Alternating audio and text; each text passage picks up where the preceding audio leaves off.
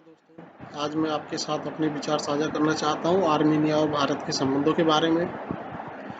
जैसा कि आप जानते हैं कि आर्मीनिया एक पश्चिमी एशियाई देश है जो पहले सोवियत संघ का पार्ट था, लेकिन जब सोवियत संघ का विघटन हुआ तो उस समय पर आर्मीनिया स्वतंत्र हो गया और बाद में इसको संयुक्त राष्ट्र से भी मान्यता मिल गई। और अ, यह देश चारों तरफ से जमीनी भूभाग से ही घिरा हुआ है, लेकिन यह काफ़ी महत्वपूर्ण स्थिति में है और वर्तमान परिप्रेक्ष्य में इसका महत्व और बढ़ जाता है। आज आप जानते हैं कि चीन पूरे यूरोप में अपने सामान की बिक्री करना चाहता है और उसके लिए उसने एक नया पैतरा शुरू किया है, बेल्ट एंड रोड। तो बेल्ट एंड रोड जो परियोजना है उसके अंतर्गत चीन को यूरोप तक सड़कें बिछानी है, सड़कों का निर्माण करना है, जो कि चीन से यूरोप तक उनके माल की ढुलाई आसानी से हो सके, बीच का सारा मार्केट और यूरोप का सारा मार्केट उनको मिल जाए। ये उनके मेन थीम है। लेकिन अभी आपने जैसे देखा कि कल जो चीन और भारत के बीच में टकराव की स्थिति हुई है, इसमें भारत के 20 सैनिक शहीद हो गए हैं। बड़ा ही दुर्भाग्यशाली ये जो है हो गया। चीन के भी काफ़ी सैनिक मारे गए हैं। लगभग जो अपने भारत की सेना के सूत्रों ने बताया है, जो भारत की सरकार ने बताया, उसके अनुसार लगभग 43 सैनिक उनके भी मारे गए हैं। नुकसान दोनों तरफ से है। तो इसके बाद में अब चीन और भारत दो ऐसी महाशक्ति है जो यूरोप का जो एशिया का जो भविष्य है उसको तय करेंगे। और अब जो चीन का एक ही परियोजना थी कि जिसमें कि उसको यूरोप तक सड़कों का मार्ग बिछाना था, उसमें भी काफ़ी हद तक जो है अभी नए पेच आने बाकी है और आर्मीनिया उसका एक बहुत बड़ा भागीदार हो सकता है, उसमें एक डिसाइडर हो सकता है। और मैं इसलिए कह रहा हूँ क्योंकि आर्मीनिया की जो भौगोलिक स्थिति है वो बहुत ही अच्छी जगह पर है। अब आज की डेट में जब टर्की ऑलरेडी जो है भारत से अपने संबंध बिगाड़ चुका है पाकिस्तान के कारण, और भारत ने अब क्योंकि टर्की और आर्मीनिया दोनों आपस में परम शत्रु हैं, टर्की ने आर्मीनिया की काफ़ी सारी जो उनकी ज़मीन है उसको हड़प रखा है। तो अब स्वाभाविक रूप से कहते हैं जैसे कि दुश्मन का दुश्मन दोस्त होता है, तो अब भारत और आर्मीनिया दोनों एक साथ आ सकते हैं। अब इसमें ट्रायंगल आता है चीन का। चीन ने वहाँ पर बहुत सारा निवेश कर रखा है। चीन ने वहाँ पर बहुत सारे सड़कें, बहुत सारा दान भी किया है, बहुत सारी सड़कें डेवलप की, इंफ्रास्ट्रक्चर डेवलप कर रहा है, काफ़ी सारा निवेश कर रखा है। चीन के टूरिस्ट वहाँ पर काफ़ी मात्रा में जाते हैं। लेकिन जब एक तरीके से किसी भी देश के सामने ऐसी स्थिति आती है कि एक कोई उसका पड़ोसी है उसकी सीमा को हड़पता जा रहा है और उसके काउंटर में अगर जो कोई उसकी सहायता करता है, तो जाहिर रूप से कोई भी देश उसी देश की तरफ जाएगा जो उसका जो दुश्मन है उसके खिलाफ है। तो ऐसी स्थिति में आर्मीनिया और भारत वास्तव में आगे आने वाले समय में हम आप देखेंगे कि ये दोनों निकट आएंगे। और अगर जो आर्मीनिया में भारत का दखल बढ़ता है तो चीन का जो बेल्ट एंड रोड प्रोजेक्ट है वो कहीं ना कहीं खटाई में ज़रूर पड़ेगा, क्योंकि बिना आर्मीनिया के उनको काफ़ी मुश्किल है। पहले उन्होंने थोड़ा सा इधर दाएं बाएं से सोचा था कि थ्रू जॉर्जिया और इधर से भी कुछ किया जाए, लेकिन वहाँ पर उनकी कोई दाल नहीं गली। फाइनली उन्होंने आर्मीनिया पर अपने डोरे डाल दिए, बहुत सारा निवेश किया, टूरिस्ट जबरदस्ती भेज दिए, मेडिकल स्टूडेंट्स उनके वहाँ पे पढ़ रहे हैं। लेकिन अब जैसे कि अगर जो ये होता है तो फिर उनका जो भी ये सारा है वन एंड जो अपना बेल्ट एंड रोड परियोजना है, इसमें काफ़ी हद तक नुकसान होने की संभावना तो पूरी पूरी है। अब आज की डेट में भारत सरकार को क्या करना चाहिए? भारत के वहाँ पर बहुत सारे मेडिकल स्टूडेंट्स हैं, बहुत सारे यहाँ के जो डॉक्टर्स हैं वो वहाँ पर काम कर रहे हैं, इंजीनियर्स भी हैं काफ़ी सारे इंडियन। काफ़ी सारे इंडियंस जो है वहाँ से एक तरीके से व्यापार भी कर रहे हैं, तो उस पर ध्यान देने की ज़रूरत है। ये अपने संबंध हो सकते हैं। इसके अलावा भारत के जो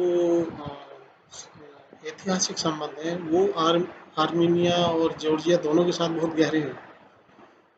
जो भारत के मुख्य एक तरीके से बोला जाए सैनिक जातियां हैं, उनको इंडो यूरोपियन माना जाता है, और आर्मीनिया की जो धरती है उसको इंडो यूरोपियन के उत्पत्ति का स्थल माना जाता है। और इसी बात को सारे आर्मीनिया भी मानता है, इस बात को इंडिया भी मानता है, और जो यूरोपियन इतिहासकार हैं वो भी इस बात को मानते हैं। इसके अलावा जो अगर देखा जाए सांस्कृतिक रूप से, तो भारत में एक मत्स्य जो अवतार है, उसी टाइप की जो परिकल्पना है वो आर्मीनिया में आज भी लोग करते हैं और उसको मानते भी हैं। तो ये कुछ ऐसे पहलू हैं जिनको लेकर के भारत सरकार आगे जा सकती है अपने संबंध प्रगाढ़ करने में। छोटी छोटी ये कड़ियाँ हैं, काफ़ी हद तक हेल्पफुल होती हैं। इवन सोवियत संघ के टाइम पर तो आर्मीनिया में भारतीय फिल्में भी काफ़ी चलती थी, आज भी चलती हैं, तो उनको भी एक तरीके से वहाँ पर एक माध्यम बनाया जा सकता है। तो मेरा ये मानना है कि आने वाले समय में भारत सरकार को इस तरफ ध्यान देना चाहिए। चीन भारत से इस समय पर कोई बड़ा युद्ध छेड़ेगा ऐसा तो बिल्कुल नहीं लगता, लेकिन हाँ, एक विस्तृत रूप से आर्थिक युद्ध हो सकता है। भारत भी उसमें एक हिस्सेदार हो सकता है। चीन, यूएसए, इनके बीच तो जाहिर सी बात है होना ही है। तो भारत को ऐसे समय पर अपनी स्थिति एक तरीके से मजबूत रखनी चाहिए। हम अपना स्टैंड हमेशा क्लियर रखना चाहिए, जैसे कि हमने ताइवान के साथ किया। ताइवान भारत का सपोर्ट चाहता है चीन के खिलाफ, लेकिन अभी जैसे पिछले प्रेसिडेंट थे ताइवान के, उनके शपथ ग्रहण समारोह में कुछ एमपी गए दिल्ली से, लेकिन उसके बाद में जैसे चीन ने थोड़ा सा उस पर ऑब्जेक्शन किया, भारत फिर से बैकफायर कर गया। तो ये स्थिति सही नहीं है। भारत को अपना स्टैंड क्लियर रखना पड़ेगा। उसको आज ऐसी स्थिति में नहीं आना चाहिए कि आज इसके साथ थोड़ा सा दृढ़ दिखा, लेकिन उसके बाद में फिर थोड़ा सा पीछे हट गया। इस स्थिति में इस समय पर जो अंतर्राष्ट्रीय कूटनीति है, उसमें जो आपकी विश्वसनीयता है वो थोड़ी सी डगमगा जाएगी। अगर आज आप देखें, आज का ही लेटेस्ट डेवलपमेंट है, ताइवान ऐसा पहला देश है जिसने कि कल जो चीन और भारत के बीच में जो डिस्प्यूट हुए उसके बाद में सबसे पहले खुलकर आया है भारत के पक्ष में। आज के उसके जो मेन समाचार पत्र है उसमें भारत की प्रशंसा के पुल बांधे गए हैं। आज उनका जो ताइवान न्यूज़ है वो अपना जो पिक्चर ऑफ द डे लिखता है उसमें भगवान राम की मूर्ति को दिखाता है ड्रैगन को मारते हुए। तो ये कितना बड़ा साफ संदेश है कि ताइवान प्रत्यक्ष रूप से चीन चीन के सामने भारत को सपोर्ट कर रहा है, और वो करेगा भी क्यों नहीं। चीन ने उसको काफ़ी हद तक बहुत परेशान करके रखा हुआ। चीन उसके पूरे देश को ही हड़पना चाहता है। तो ऐसे तौर पे भारत को उसको साथ देना चाहिए, तो उसका साथ लेना भी चाहिए। ऐसे में बैकफायर करने का कोई भी लॉजिक नहीं बनता। सेम चीज़ मैं आर्मीनिया के केस में बोलना चाहता हूँ कि भारत सरकार अगर जो कदम बढ़ाती है आर्मीनिया के साथ, टर्की के अगेंस्ट अगर जो कुछ बोलती है, या कोई दूसरा कोई ऐसा सब्जेक्ट आता है जहाँ पर कि भारत सरकार को स्टैंड लेना चाहिए, तो वहाँ पर फिर पीछे नहीं हटना चाहिए। अ, मुझे तो बल्कि कई बार ये लगता है कि अफ़गानिस्तान में जो इतने सारे हम निवेश कर रहे हैं, उससे भी ज़्यादा फ़ायदेमंद हमें थोड़ा सा और पश्चिम एशिया की तरफ जाए तो वहाँ पर फ़ायदा हो सकता है, और सेंट्रल एशिया में फ़ायदा हो सकता है। तो हमें उधर की तरफ भी सोचना चाहिए। अच्छी बात है कि हम अफ़गानिस्तान में भी अपना एक निवेश कर रहे हैं, उधर अपनी स्थिति को मजबूत कर रहे हैं, लेकिन हमें ये समझना पड़ेगा कि पाकिस्तान का वहाँ पर बहुत इन्फ्लुएंस आज भी है, और पाकिस्तान के इन्फ्लुएंस के साथ साथ ये भी समझना पड़ेगा कि अफ़गानिस्तान का जो फ्यूचर है वो अभी बिल्कुल सर्टेन नहीं है। हमें या किसी को भी ये नहीं पता है वो किस तरफ बैठेगा, कल को वहाँ पर कौन सी सत्ता आएगी ये बिल्कुल भी निश्चित नहीं है। अमेरिका जाएगा, उसके बाद में कौन से डेवलपमेंट होने वाले हैं उसका भी किसी को कोई अंदाज़ा नहीं है। सिर्फ सोच रहे हैं कि ताइवान इतना नहीं करेगा और बाद में मुख्य धारा में आएगा, लेकिन मुझे लगता नहीं, क्योंकि जो एक्सट्रीमिस्ट एलिमेंट्स हैं वो ऐसा कभी होने नहीं देंगे और कभी शांति से बैठेंगे भी नहीं। तो ज़्यादा निवेश करने की बजाय ठीक है हम अफगानिस्तान को सपोर्ट कर रहे हैं, बहुत अच्छी बात है। सेम थिंग चाइना को काउंटर करने के लिए जो हमने 4 बार का ईरान में निवेश किया है, बहुत अच्छी बात है, उतना करना चाहिए। लेकिन इसके अब ज़्यादा आगे निवेश करके वहाँ कोई फ़ायदा नहीं है और हमें सोचना चाहिए कि इसके आगे के लिए।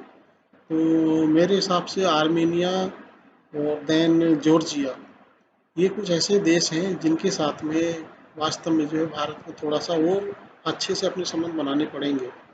हाँ, रूस को और अमेरिका को दोनों को साथ कर चलना, ये भी एक इसमें जो है मुख्य बिंदु है।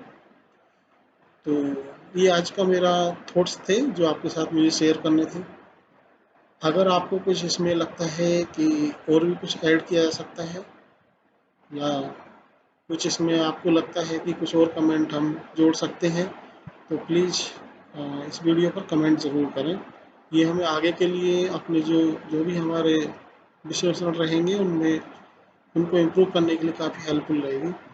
तो नमस्कार, धन्यवाद।